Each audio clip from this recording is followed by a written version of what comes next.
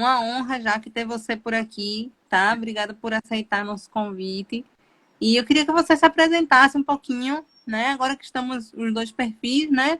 Meu nome é Thalita Nang, eu sou psicóloga, sou neuropsicóloga também, trabalho com autismo, né? Dentro da terapia ABA. E aí eu queria que você se apresentasse também para o pessoal te conhecer.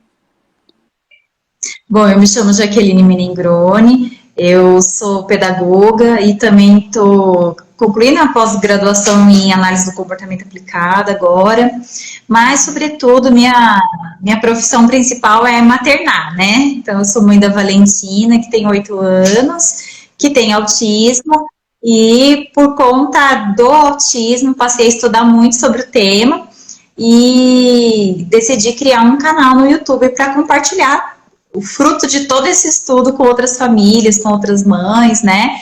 Então, eu tenho um canal onde eu produzo conteúdo digital, né, semanalmente, através desses vídeos. E esse canal se chama Juntando as Peças do Autismo, né? Já tem 2 anos que o canal está no ar e tem sido uma bênção aí para mim e para as outras pessoas também, né? Que a gente consegue levar informação de uma forma muito mais fácil, assim. Sim, maravilha. As maravilhas da tecnologia, né? Então, Jaque, e eu acho bem interessante você, nessa apresentação, você priorizar, né, e você destacar o seu papel de mãe, né, dentro desse processo todo. E assim, o que me levou a fazer essa live, né, e a pensar nesse tema e pensar em você também, né, é justamente uma questão que eu vejo muito frequentemente, né, entre as famílias, enfim, entre os terapeutas, né, é que muitas vezes o que acontece?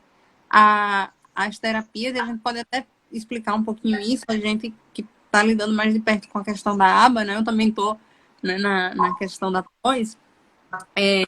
A gente vê que às vezes as terapias, principalmente na psicologia, né? Como eu sou psicóloga, geralmente psicologia se preza pela questão de sigilo, né? E aí tem aquela questão da pessoa entrar numa sala e fazer sua terapia e ninguém precisa ficar sabendo o que foi que aconteceu ali, né? E com crianças, muitas vezes é feito dessa forma também, claro, respeitando-se os limites de cada abordagem, né, que existe, enfim. Mas o que acontece? Indo mais especificamente para o autismo, né, muitos terapeutas adotam, seja por questão de abordagem, né, ou por uma questão pessoal, enfim, acabam adotando essa prática de fechar a porta do consultório e deixar os pais do lado de fora, né? Então, assim, os pais ficam sem saber o que é que está acontecendo ali, às vezes sabe por uma conversa ou outra, um momento ou outro que tem com o terapeuta, mas fica naquilo, né? Semana vai, semana vem e o processo se repete, né? E aí, isso de um tempo para cá tem me inquietado, né? Eu fico pensando, será que essa é a prática mais eficiente, né? E aí eu queria que você, como mãe, né, colocasse um pouquinho do que você já viu, assim, de como foi tua trajetória, porque eu acho que é muito importante, mas eu posso falar enquanto terapeuta, né? Mas quem está vivendo a situação, né, é você que é mãe, né, que está lidando com o dia a dia, com a prática, né, com a vida prática, e que vê realmente como é que isso funciona. Realmente isso que eu estou falando acontece? Você acha que é uma coisa que é uma prática que é eficaz, que não é? Dentro dessa sua trajetória aí que você já vem passando, né? Como é que você vê isso? Então, eu acho assim, o diagnóstico, nenhuma mãe, nenhum pai está preparado para receber um diagnóstico, né, de uma criança, de um filho. Então, nós somos pegos muito desprevenidos e não tem uma cartilha de como agir dali em diante, né? Cada família encontra os seus caminhos, as suas formas, né, de se reorganizar a partir desse momento. E as terapias, elas vão ser uma parte importante da rotina dessa família, né? Então, isso aí vai ser praticamente todos os dias, né? A minha vivência foi assim, no começo, logo após o diagnóstico da Valentina, nós tentamos proporcionar para ela maior número em variedade e em quantidade de terapias possíveis, né, para que ela fosse muito estimulada. Então, acaba que a vida da mãe atípica se torna ser motorista e passa por permanecer em salas de espera todos os dias, né? É claro, como você falou, né? O terapeuta, ele recebe essa criança, ele entra para dentro do consultório, a mãe permanece ali na sala de espera e essa separação, ela é importante, sim, eu acredito, pelo menos na minha opinião, eu creio que seja muito importante, porque a criança, ela também precisa aprender a se relacionar com outras pessoas que não só a mãe ou só na presença da mãe, né? Mas, o que eu venho aprendendo, né? Que a gente ainda continua aprendendo, Sim. É que o diálogo entre a família e o terapeuta, ele precisa existir. E a família não pode, de maneira alguma, se sentir melindrada, ou insegura, ou constrangida em perguntar, em tirar dúvidas, né, em questionar, né? Ela precisa realmente procurar entender da melhor forma possível tudo que está acontecendo na sessão, né? Como que essa criança está sendo avaliada, tratada e como que ela pode ir avançando, né? Através da proposta que o terapeuta está desenvolvendo com essa criança. Então, é muito importante que a gente compreenda. No começo, é muito difícil a gente estabelecer esse diálogo, porque estamos tão assustados como pais, né? Na maioria das vezes a gente está assim ainda do escuro, porque o diagnóstico ele chega, se aquilo ali já não faz parte da sua vida, você vai ter que estudar para entender de fato, né, todos os desdobramentos desse diagnóstico. Então leva um tempo e cada família tem o seu tempo para compreender a totalidade do que é o espectro autista. Então, no início, a gente está tão assustado, querendo ser ajudado, né, que às vezes esse diálogo ele acaba não acontecendo, porque a família tem pouca informação. Então, o mínimo que é ofertado a ela ali já é muita coisa, né? Então, à medida que a gente vai estudando, vai aprendendo sobre estratégias, terapias, sobre o próprio espectro autista, como que funciona todo o neurodesenvolvimento da criança, aí começam a surgir novas perguntas na nossa mente. E nesse momento, podemos ter vergonha de realmente chamar para conversar mesmo, médicos, terapeutas, quem tiver envolvido ali no trabalho com aquela criança, para que a gente fique seguro, né? E também possa contribuir de forma ativa no dia a dia com a proposta. Sim, com certeza. Você fala uma coisa que foi bem interessante, assim, que eu acho que é importante a gente destacar, né? E eu acho que isso acaba tendo dois lados também, né? Você falou sobre a questão quando a gente falou da questão da porta fechada, né? Do consultório. Você falou uma coisa que é importante. É preciso também a gente aceitar um pouco essa separação, né? De que a criança tem um tempo... não sei se privacidade seria a palavra, mas assim, de ter um tempo onde ela saiba como agir sem estar necessariamente, né, na presença dos pais, enfim, que ela precisa ter um momento diferente, né, um momento diferenciado dela. Mas, assim, também a gente precisa, e isso é bem interessante, né?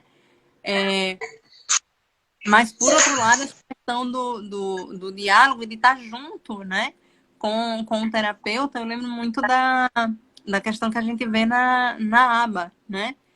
Que a aba, ela é uma terapia que se você é terapeuta, né? No caso, eu enquanto terapeuta, se eu fizer todo o meu planejamento, tudo, estou lá fazendo todo o trabalho com a criança, e se eu não comunicar também os pais, se eu não treinar esses pais também, se eles não participarem ali em algum momento, né, que seja daquela minha terapia, não vai surtir o mesmo efeito, não é isso?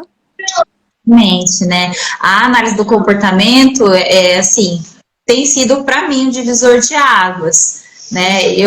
Na verdade, eu sinto não ter aprendido tudo isso antes, porque muitas coisas que é justamente isso que você falou. ela tem esse olhar de ofertar para a criança a oportunidade de um ensino mais estruturado, né, que é o treino de tentativas discretas, que o pessoal chama de treino de mesinha, mas, ao mesmo tempo, é importante a participação da família para a generalização daquele aprendizado no dia a dia, né? Então, aí volta ao que a gente estava falando sobre o diálogo em relação ao terapeuta e à família, né? Então, o terapeuta precisa dar esse feedback que está sendo trabalhado. Oi, Tanata, tem uma barata? Valentina, e aí fazer esse diálogo, né, a respeito do que está sendo trabalhado para que a família possa, né, estender isso aí para o dia a dia da criança, né, e fazer o que a gente chama de ensino incidental, que é aquela prática no dia a dia. Isso. E é interessante, já que a gente percebe, eu acredito que você também perceba, né, como familiar, né, e como pedagoga também, durante as intervenções, e a gente percebe que quanto mais a família, né, participa e está presente nessa troca, nesse diálogo, e até mesmo dentro da sessão em momentos específicos, né, a gente vê que a coisa flui, né, a gente vê resultados mais rápidos, inclusive, né, porque a gente vê que a família está lá junto com a gente, inclusive, tanto para aprender, né, qual é a técnica que deve ser aplicada, qual é a estratégia que deve ser feita, como também, eu acho que desempenhando um outro papel, né? Como você disse, quando chega o diagnóstico, é a escuridão, né? Se você está no escuro, não sabe muito bem o que fazer de início. E aí você vai estudar, né? E aí, quem mais conhece a Valentina, no caso, é você, né? Então, assim, eu digo com certeza que os terapeutas que atendem ela não conhecem tanto quanto você, né? Então, até para dar esse suporte para o terapeuta, né, no sentido de falar assim, talvez isso que você está tentando fazer, talvez não funcione. Lógico que a pessoa tem que ter uma certa disposição, como você faz, né, para estudar, ir a fundo, procurar saber, não simplesmente aceitar tudo que vem, né? E até para poder ter essa troca, né? Eu falo assim, uma coisa que eu procuro frisar no meu canal é quando a gente traz uma dica, alguma informação, algum insight para compartilhar, o objetivo não é trazer peso de culpa sobre essa mãe, sabe? Porque cada família, ela vai receber e vivenciar essa experiência de uma forma diferente. E não tem jeito certo nem jeito errado, né? Tem um jeito que funciona para a sua família. Mas eu acho que o ponto de partida é sempre a informação. Então, não importa qual a decisão que a família vai tomar, se ela vai querer fazer aba, se ela vai querer fazer floor time, se ela vai querer fazer um tratamento biomédico ou um tratamento convencional, tem milhões de caminhos que ela pode escolher. Mas para escolher, a gente precisa conhecer, né? Então, eu acho que isso é o mais importante, as famílias terem esse entendimento de que vale a pena você procurar se informar o máximo possível a respeito de qualquer estratégia que seja, né? Para que a gente não crie preconceitos, né? Isso foi uma coisa que aconteceu comigo, né? É uma experiência que eu carrego. Eu fui sobrecarregada de preconceitos a respeito da aba por muitos profissionais que passaram pela minha vida, terapeutas, mas principalmente médicos, né, que desconhecem o que é análise do comportamento, mas se sentiam no direito de emitir juízo de valor a respeito. Então, coloca os pais ali, naquele momento fragilizado, numa situação super complicada, porque assim, se a pessoa chega para você e já fala, ó, não faça isso que isso não é bom, você não vai fazer. Então, levou muitos anos para procurar aprender e entender a respeito da análise do comportamento. E hoje, se fosse hoje o diagnóstico da Valentina, eu colocaria ela no aba assim de primeira, né? Porque hoje eu consigo ver a eficácia que tem, né? Então, existe ainda assim muito conceito e falta de informação, mas a família precisa ter essa postura de estudar, se informar, ler, assistir vídeo, assistir live e ver realmente o que ela pode extrair de positivo daquilo, se ela vai se identificar com aquilo que está sendo trazido ou não, né? Mas a gente só sabe a partir do momento que a gente estuda, né? E eu acho assim, a importância da estimulação dessa criança no ambiente doméstico, né, na vida dela, no dia a dia dela, é tão importante, tão mais relevante do que aquela hora ou, né, aquele tempo que ela passa com o terapeuta. E se a família conseguir compreender isso, eu tenho certeza, nenhum pai, nenhuma mãe vai fazer nada para prejudicar o seu filho. A gente está sempre em busca de ajudar, né? Só que às vezes a gente não consegue entender quais são as estratégias. Então, eu acho que uma coisa que a gente precisa afinar ainda é realmente essa comunicação. Porque a internet, o Google, né, ele tem muita informação e aí a gente não sabe em que acreditar, né, aonde ir, né, em termos de buscar informação mesmo. E a gente acredita muito em quem? Naquele profissional que está ali cara a cara com a gente. Então, eu acho que precisa haver, sim, uma certa disposição dos profissionais em ser pedagógicos com os pais, sabe? De tirar ali aquele tempinho para dar um pouco mais de informação, mesmo técnica. Isso é uma coisa que eu sempre falo, né? Que os pais, eles são muitas vezes tratados como só pais, né? Só que, na verdade, nós somos, como você mesmo falou, nós somos os especialistas da nossa criança. Então, tudo que se refere a ela nos interessa muito. Inclusive as informações mais técnicas, né? Então, uma coisa que eu trago no canal, por exemplo, é a respeito da plasticidade cerebral, explicar o que é, né, a plasticidade cerebral, o quanto na infância isso é muito maior. Então, por isso a gente precisa aproveitar a oportunidade de estimular precocemente essa criança, o quanto antes. Então, diagnóstico precoce, estimulação precoce. Eu falo também a respeito de poda neural e eu fiquei muito impressionada. Até quero fazer um parêntese aqui para falar como eu amei o seu capítulo no livro, né? Nós somos coautoras no mesmo livro, né? Que é Autismo, Uma Mulher por Inteiro. Ia deixar para o final, mas vamos lá. Não consigo deixar de falar, porque assim, tem muito a ver. Eu acho assim, quem dera eu ter tido a oportunidade de ler um livro como esse quando minha filha tinha 2 anos de idade, né? Assim, um conteúdo preciosíssimo para famílias. E o seu capítulo é algo assim, gente, como nunca ninguém me falou isso antes, sabe? Eu achei sensacional, que fala a respeito do cérebro, do funcionamento do cérebro da pessoa com autismo. E uma das coisas que você fala, que eu vou dar um spoiler, tá? É a respeito justamente da poda neural, né? Porque assim, a poda neural no autista, ela acontece de uma forma inadequada, né? Tem podas que acontecem de forma excessiva em algumas áreas, então essa criança tem dificuldade de avançar em algumas habilidades. Em contrapartida, em outras áreas, ela fica com excesso de células ali que não foram podadas e que vai resultar num comportamento agitado, enfim, né? Um monte de outras situações. Né? Exatamente. Né? E assim, a poda neural, ela acontece sistematicamente ao longo da vida do ser humano, né?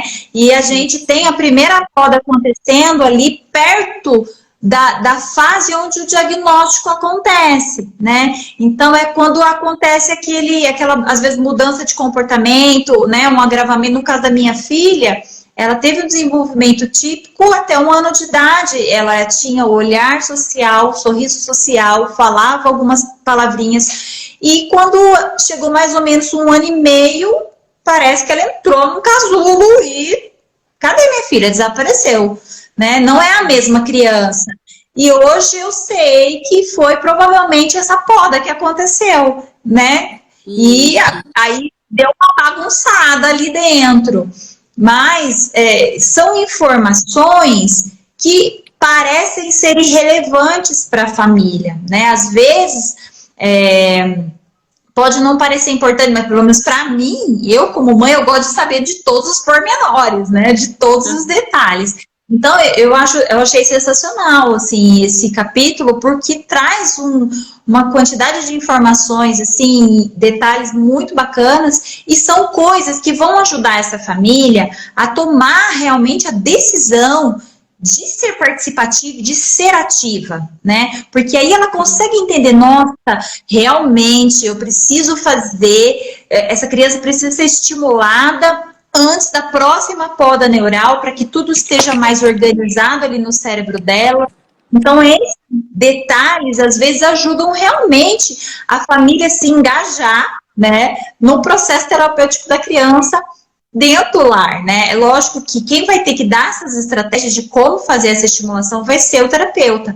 Mas, eu falo, a Valentina, ela nunca fez um programa global de análise do comportamento com 15 horas, 20, né, 30 horas semanais. Sempre o atendimento dela foi 1 hora por dia, pouca coisa. Então, a maior parte do tempo ficava para mim, né? Então, eu sempre fui essa pessoa, assim, de assumir a responsabilidade. Então, bora estimular essa criança. Não tem moleza aqui em casa no dia a dia, não. Quando ela era bem pequenininha, todos os objetos de interesse dela ficavam fora do alcance. Agora ela tá imensa, alcança tudo, e o que não alcança, ela cata a cadeira e sobe. Não dá mais, essa estratégia já não funciona mais.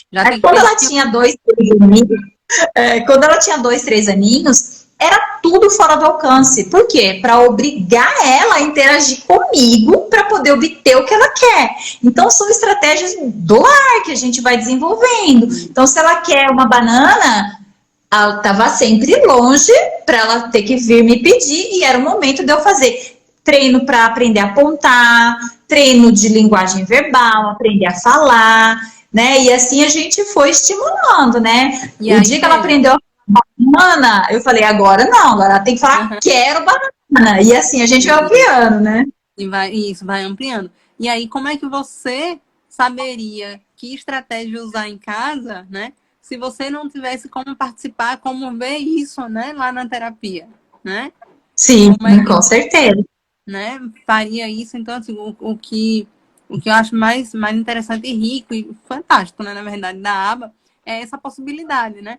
É um pouco parecido com, talvez seja um pouco mais popular, assim, conhecido, né, do público, a TCC, né? Que é a terapia cognitivo-comportamental. Quem já fez terapia na TCC talvez saiba um pouco como é esse direcionamento, né? Que o terapeuta, ele estimula você a ser seu próprio terapeuta, né? Então, assim, legal, você vai, né, desenvolver estratégias para você mesmo se monitorar, para você mesmo aprender aquele certo grupo de estratégias e você aplicar fora, né? Então, é mais ou menos isso que a aba faz, né? Claro que a criança ela não vai ter essa autogestão, né? Então, são os pais que vão ser os terapeutas, os aplicadores, né? Como o pessoal chama, né? E hoje em dia existem até cursos, né? Para pais, que oferecem essa formação mesmo, né? Para poder ter todo esse embasamento e poder fazer isso que você faz, né? Exatamente, nossa, e faz muita diferença, muita diferença. Depois que eu aprendi, dentro da pós, a criar um esquema de reforçamento, né, para poder ensinar novas habilidades para minha filha, gente, como minha vida ficou mais fácil, como ela avançou. Então, assim, é por isso que eu falo para você que eu gostaria de ter tido acesso a esse conhecimento há muito mais tempo. Porque hoje eu percebo que a minha filha, ela tem conteúdo para ser explorado, sabe assim? Ela tem matéria-prima para ser lapidada. Só que eu não estava fazendo do jeito certo, né? Então, assim, a gente estava avançando muito devagar, com muito esforço, e a partir do momento que eu implementei a estratégia da análise do comportamento, que é aquela coisa simples ali da tríplice contingência, né? Que é o contexto, o comportamento e a consequência, e comecei a implementar consequências reforçadoras para os comportamentos que eu queria que ela aprendesse. a coisa fluiu, é uma maravilha. Quase mágica, né? Só não é, mas é quase, né? Gente, assim, de verdade, falando, não dá para acreditar. E uma das coisas que eu sempre fui reticente em relação à análise do comportamento era o uso dos reforçadores comestíveis, porque eu me preocupo muito com a alimentação da Valentina, sempre, desde muito pequena. A gente sempre trabalhou essa parte da alimentação dela para que fosse o mais saudável possível. E o que eu vou oferecer para essa pessoa, né? Num esquema de reforçamento de comestíveis, assim, parecia algo contraproducente. Mas, na verdade, depois eu fui aprender que, lógico, a gente não vai trabalhar o comestível para sempre, né? Aí tem todo aquele esquema de transferência, né, de estímulo. Então, você usa o reforçador comestível a princípio, mas você já está pareando ele com outro tipo de reforçador social e depois você retira o comestível e vai ficar só o social. Então, você ensina a criança a responder ao reforçador social. Então, assim, por muito tempo eu fiquei trabalhando reforçador social, só que aquilo ali não tinha relevância para minha filha. Podia falar o quanto fosse, que uau, que lindo que você fez, parabéns. Aquilo não era tão importante para ela, tão relevante para ela, como, por exemplo, o comestível é. Mas a partir do momento que eu ensinei para o cérebro dela que aquilo ali eram equivalentes, né? Que tanto o reforçador comestível era igualmente equivalente a um reforçador social. Quando você tira o reforçador comestível, a criança começa a responder ao reforçador social, o que é fantástico. Que maravilha. E aí, isso me lembra, né? Você falando de como isso tudo acontece em casa, né?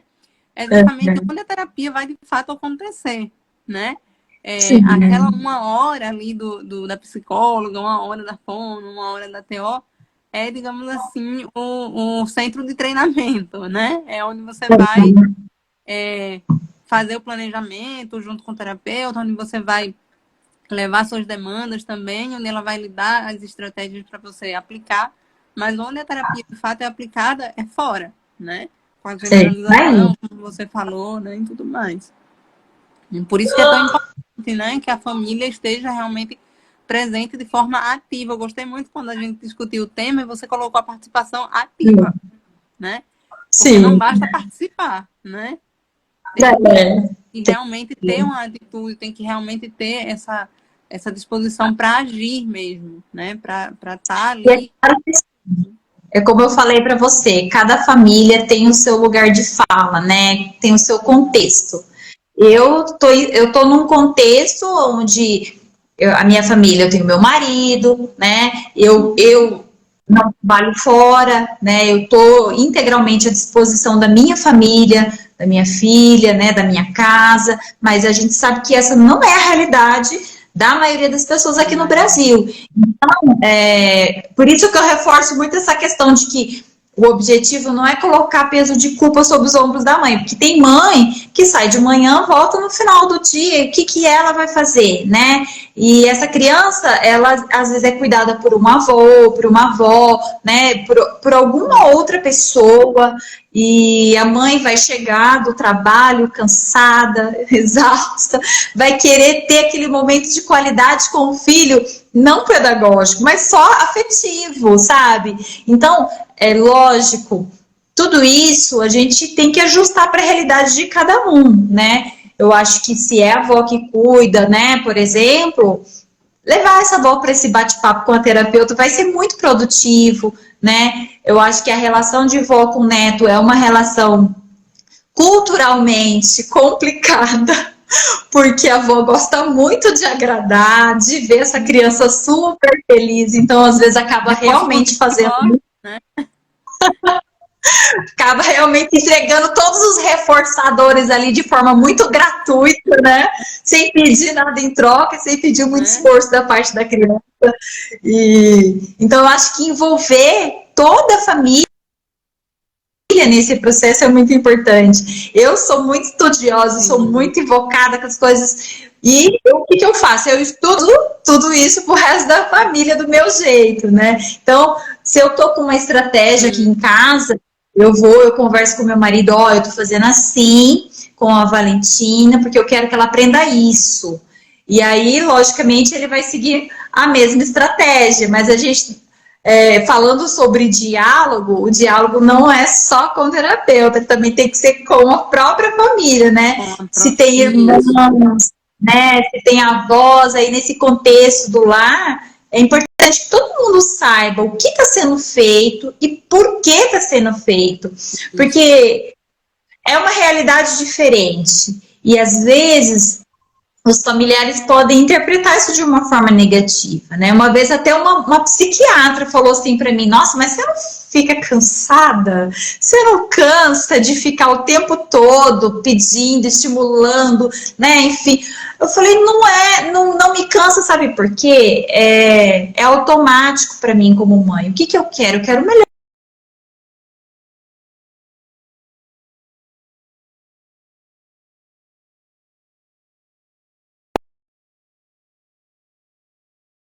na hora de pedir, ela está se desenvolvendo. Isso. Ai, meu.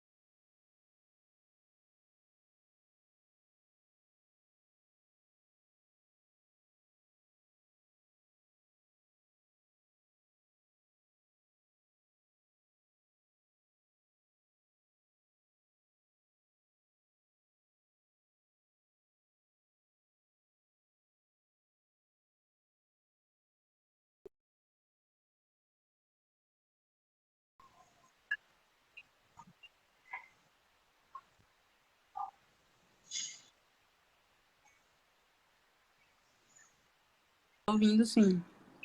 Tô ouvindo e vendo, tá tudo tranquilo. Agora voltou. Você estava travando um pouquinho para mim, mas agora voltou.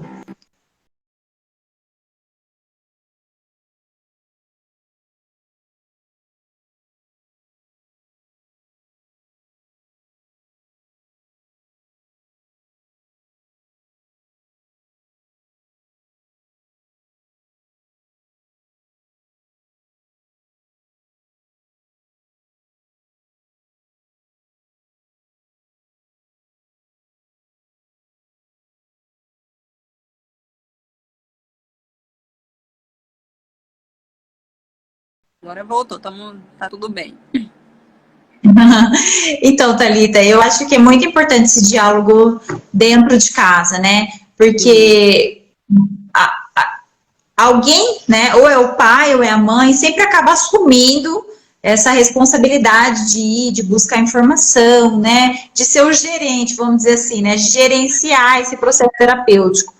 Então a gente precisa realmente traduzir isso para o restante da família e para outras pessoas também que tenham contato com a criança, né, mais frequente, porque todo mundo pode contribuir, né? Eu acho que vale muito a pena.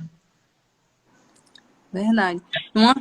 Uma coisa interessante que você falou, né? Geralmente acaba indo mais para conta de um, né? Por exemplo, geralmente a gente vê, é bem mais frequente, eu não vou dizer comum, né? Mas é bem mais frequente a gente ver as mães, né? Acompanhando o processo terapêutico das crianças, né? Como é que você vê isso, assim, a tua realidade, pelo que eu entendo, assim, tem uma parceria muito grande, né? Da família. Sim. Mas isso a gente não vê em todos os casos, né? Muitas vezes existem até casos de mulheres que são que passam por período de separação, inclusive logo após o diagnóstico, né? E acaba sendo muito difícil, acaba ficando muito pesado apenas para essa mãe, né? Geralmente. Na verdade, o que eu mais vejo são as mães solo mesmo, Isso.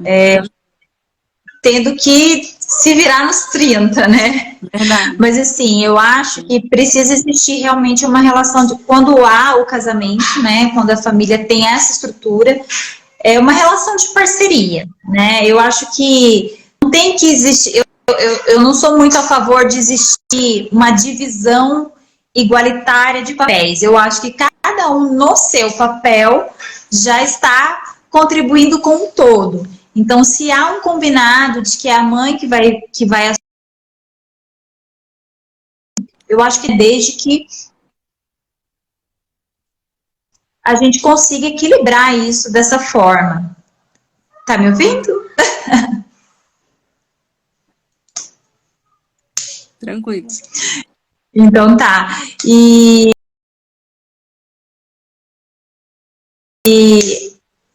eu vejo muito essa realidade, né, em outras famílias. E uma coisa que eu acho que é importante é a gente não achar, não sei, isso aí é uma opinião bem pessoal minha, a gente não achar que as pessoas têm que nos ajudar.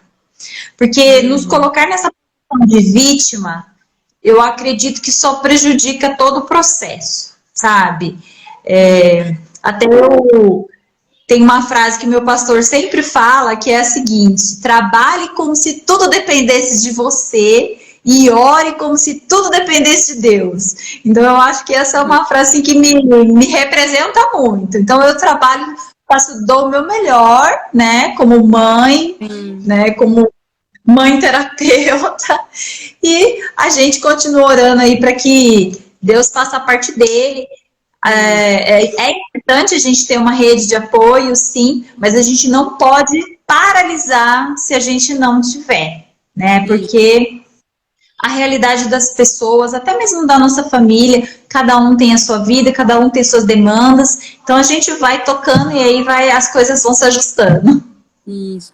A gente estava falando agora dessa questão, né, da mãe solo, né, que acaba tendo que lidar com toda a questão, principalmente após a separação. Eu lembrei de um filme, eu não sei se você assistiu, eu não estou lembrada agora exatamente o nome dele, mas eu acho que não sei se é Uma Viagem Inesperada, algo assim, que é que tem dois personagens autistas que eles são gêmeos. E a mãe recebe diagnóstico deles, eles têm acho que 6 anos de idade por aí. E quando o marido sabe, ele abandona a família, enfim. E aí tem todo esse drama, né? E como ela superou esse momento dessa separação, como ela deu a volta por cima e tomou realmente a iniciativa, né? E foi atrás de terapia, enfim. E lutou pelo bem-estar dos filhos, né? Pelo tratamento dos filhos. É bem interessante. Né? E é mais ou menos isso que você está dizendo aí, né? Que Parece até que você está contando algumas histórias que eu conheço. Oi? Parece até que você está contando algumas histórias aqui da cidade, de pessoas que eu conheço. As histórias se repetem, na Infelizmente, é verdade. muito comum. Infelizmente, é muito comum isso. Mas é bem interessante esse filme e é a realidade de muitas pessoas, né? Realmente. Mas eu acho que é uma coisa muito, muito valiosa isso que você falou agora, né? Não se paralisar pela circunstância, né? É difícil, né? Ninguém falou que seria fácil, né? Ninguém tá falando também aqui que o tratamento é fácil, né? Que a aba é fácil, tem as maravilhas da aba, como a gente falou, mas não é fácil, leva tempo, né? Também para se conseguir esses resultados, mas assim são coisas possíveis, né? E com engajamento, com atitude, né? Com essa postura realmente de investigar, de saber, ter prazer em conhecer, né, e aprender, eu acho que isso faz toda a diferença, né? Com certeza. Maravilha. Queria saber como é que a gente tá de tempo aqui, porque eu quero Eu tô salvar meio perdida. A gente entrou, eu saiu. também. Não sei como é que estamos aqui, mas enfim. Mas uma coisa que eu queria destacar também, talvez tenha alguém aí que esteja assistindo aí e diga, mas peraí, ela é mãe de uma criança com autismo, mas ela é pedagoga e tal, ela, né, estuda, ela é da área, ela entende dessas coisas. Mas eu queria que você falasse aqui para o pessoal, nem sempre foi assim, né? Não, não. Na verdade, eu cresci dentro de cozinha, né? Eu trabalhei em cozinha, não sei. Eu falo, Deus, tem alguma coisa para me colocar perto de comida. Eu trabalhei 12 anos em cozinhas industriais, né? Eu sou técnica em nutrição e sempre fui dessa área de alimentação. E a gestação da Valentina foi uma gestação planejada, então nós escolhemos engravidar, engravidamos depois de quase um ano tentando, e quando nós decidimos, nós também já decidimos que eu pararia de trabalhar, né? Porque eu gostaria muito de ter essa experiência de maternar, pelo menos nos primeiros anos de vida da Valentina, não gostaria de terceirizar, né, esse serviço. Então, eu quis parar de trabalhar e eu pedi para ser mandada embora do meu trabalho, aí tinha quase 10 anos de casa. Só que eu tinha área de atuação, né? Quando eu falo assim, quando a Valentina aprendesse a falar, que eu ia retornar, né? Que daí ninguém podia beliscar ela e que ela poderia me contar. Mas volta de um ano, quando a Valentina tinha 1 ano e meio, a gente começou a desconfiar. Com 1 ano e 11 meses, a gente já tinha o diagnóstico fechado. Uhum. E a pedagogia veio muito depois disso, na verdade, porque eu decidi estudar a pedagogia para ajudar, né, para primeiro entender como é que funciona o aprendizado infantil e para ajudar minha filha, porque eu falei, bom, se essa criança vai entrar no pré, né, e ela tem uma trajetória acadêmica, pelo menos até o ensino, né, o ensino médio, ninguém melhor do que a mãe para poder ajudar nessa caminhadona aí, né, que não é curta, são muitos anos, né. Então, por isso que eu decidi estudar pedagogia. Olha aí, que bacana, né? E que estratégia, né? Você desenvolveu, né? A primeira delas a longo prazo, É. de ter toda uma formação bem diferente da sua área original, né? Já para adquirir conhecimento para poder aplicar. Então, assim, são coisas que não são de uma hora para outra, né? Talvez muita gente pense assim, recebeu o diagnóstico e quer que a coisa deslanche de uma hora para outra, que as coisas mudem, né? E não é bem assim, tem todo um processo, todo um caminho, né? Do tempo que você... São o quê? 5 anos de pedagogia? 4, 5 anos? São 4, né? 3 ou 4.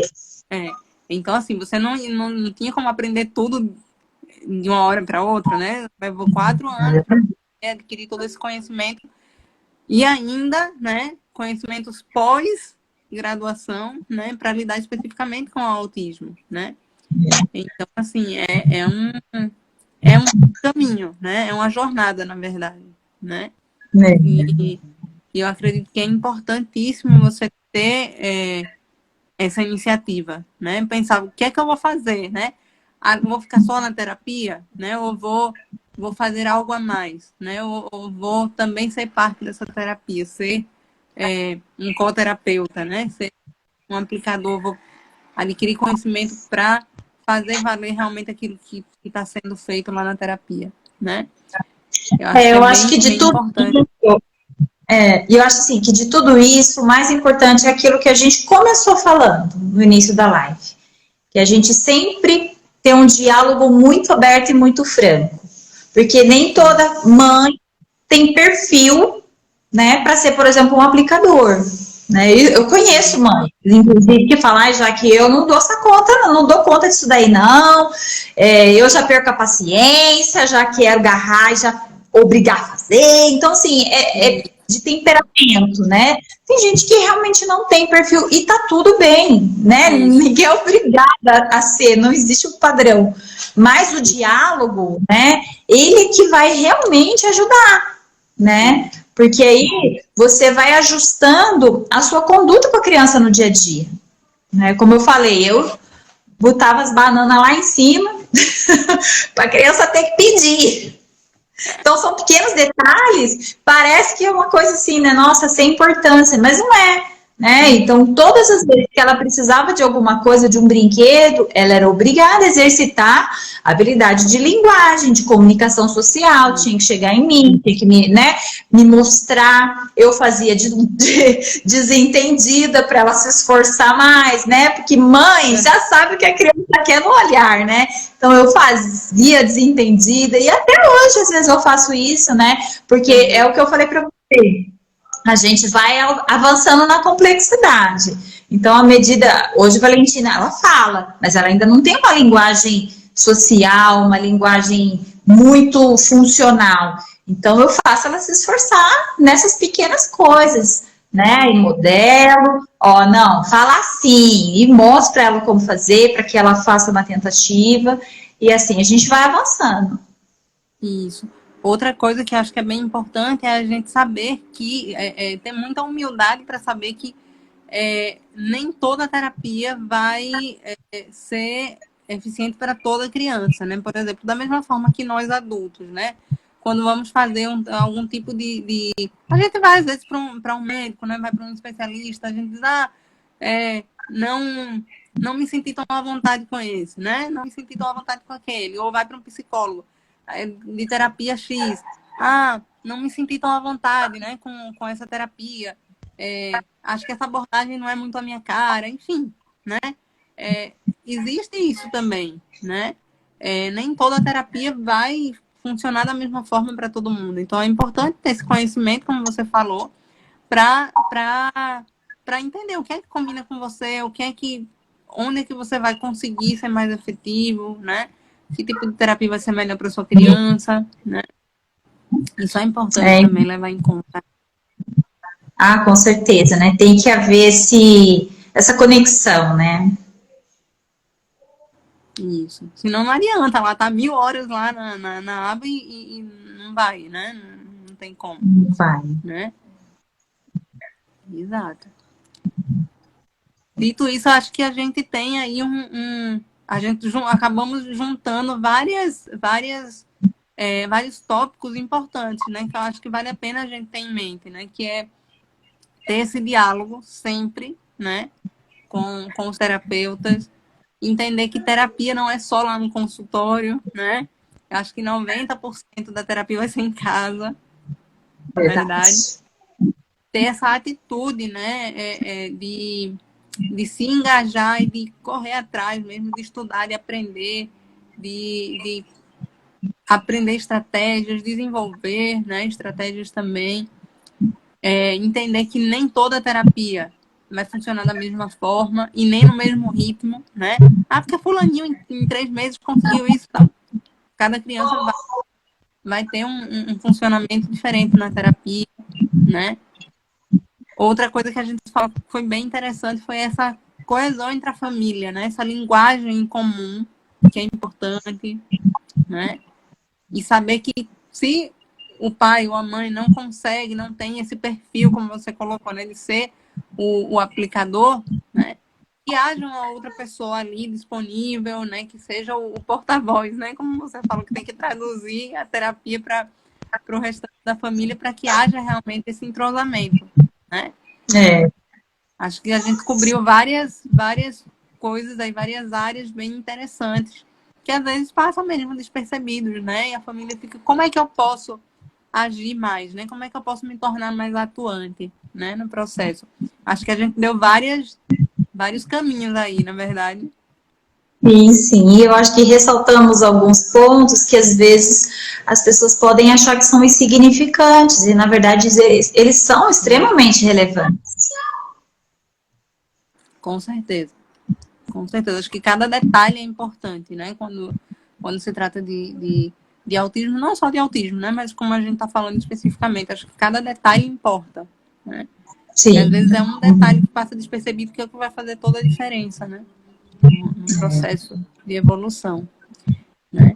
Mas, falando em aprender, em adquirir conhecimento, né? Que a gente frisou tanto que é importante, principalmente para quem está começando agora com diagnóstico, tentando procurar qual o melhor tratamento, para onde é que eu vou, né? uma dica aí, né, de um lugar seguro para você procurar conhecimento, né? O canal da Jaqueline, né? Fala um pouquinho do seu canal, de como as pessoas podem encontrar esse conhecimento. Então, no meu canal você vai encontrar todo tipo de informação relacionada à qualidade de vida da pessoa no espectro autista e suas famílias. Tem conteúdo só para as mães atípicas, tem conteúdo para falar sobre a família, mas também muito conteúdo mais técnico, mais específico. Das missões, dos objetivos do canal é realmente trazer essa informação que é um pouco mais técnica, mas de uma forma mais descomplicada, né? Porque eu acho que os pais precisam se empoderar dessa informação mais científica, mais teórica, como eu disse para você, para que eles também possam se engajar e fazer parte desse processo de forma ativa. Então, o canal tá lá, tem muitos vídeos, tem, assim, várias playlists para maratonar e vai ser, assim, bacana. Quem tiver a oportunidade de entrar lá e dar uma espiada, eu acredito que vai ser bem, assim, vai gostar. Maravilha, eu já me inscrevi, acho que eu já me inscrevi lá. Não foi? Ah, legal. Inclusive, no início da pandemia, pensando justamente nisso, eu até comecei um canal no YouTube. Eu confesso que ver você aí toda empolgada com o canal me deu vontade de voltar, mas é porque a correria realmente não tá deixando, né? Mas O pessoal eu tinha iniciado... demanda Oi? bastante, né? As pessoas acham que é Isso, simples, né, o canal, mas na verdade demanda bastante, né?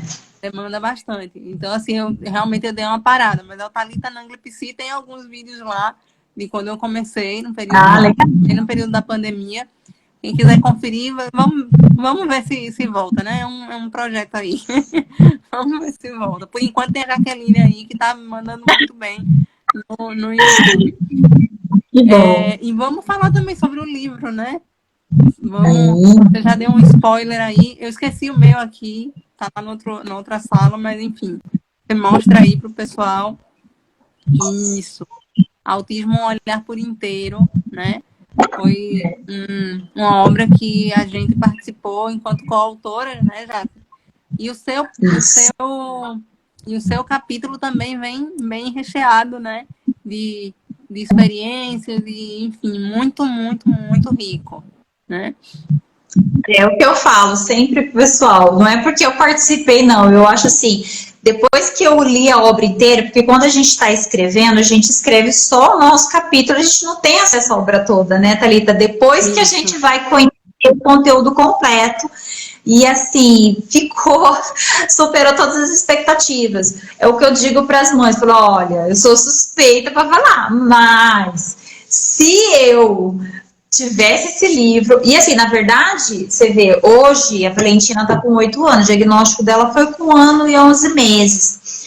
Eu não tinha expectativa de aprender muitas coisas, né?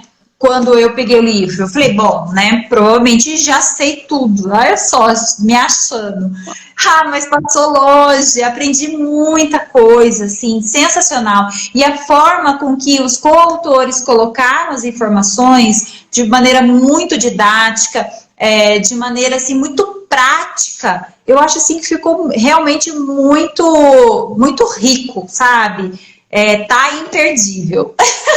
Muito bom. Se alguém quiser adquirir um exemplar, pode entrar em contato com qualquer um dos coautores da obra, que todos eles têm exemplares, né, para vender. E aí, assim, eu garanto que vai ser um investimento que você vai querer revisitar esse livro. Para você ver, tá sempre por aqui. O meu, se você for ver, ele tá todo grifado, porque eu interajo com os meus livros assim.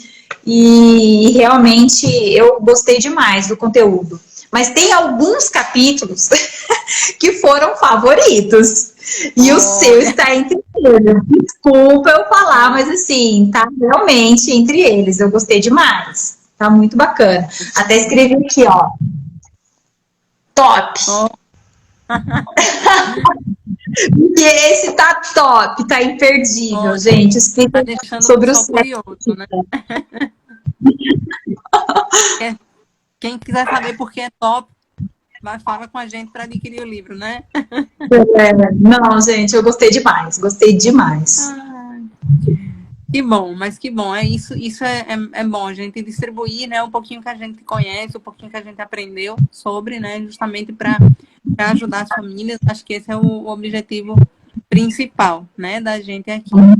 E já que mais uma vez, eu acho que está na hora, né? Agora acho que já o negócio acaba aqui, né? Mas que bom, foi um prazer, foi uma conversa muito, muito prazerosa. Passou num instante, né? Passou super rápido. Acho que a gente ficaria horas aqui conversando. Com E quem certeza. sabe aí, se o pessoal gostar, né? Se o pessoal comentar aí, pedir, a gente, quem sabe, não voltamos e fazemos outra live, hein?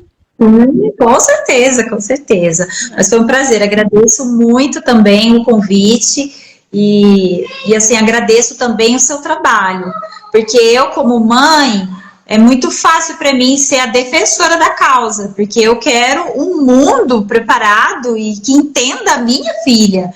Então, assim, eu sou extremamente suspeita, mas assim, quando eu encontro um profissional como você, né, que está aí engajado e levando informação e levando conscientização, assim, o meu coração fica preenchido de muita gratidão, porque sozinhos, nossos pais, não conseguimos fazer a transformação que os nossos filhos precisam no mundo.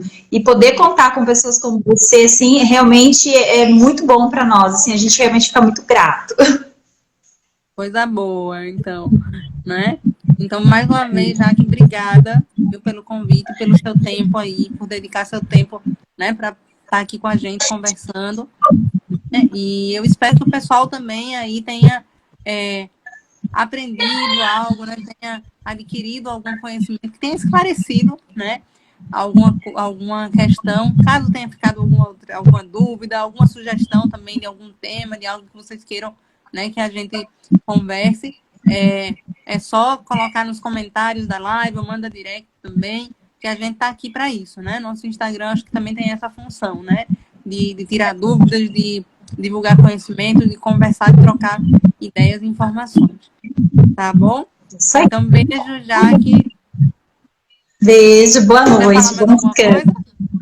Não, já encerrei, isso mesmo. Boa noite, Tá bom bom. descanso. Tá bom, tchau, tchau. Até a próxima. Tchau, pessoal. Obrigada aí por todo mundo que ficou até o final, que participou. E vamos compartilhar conhecimento. Tchau, tchau.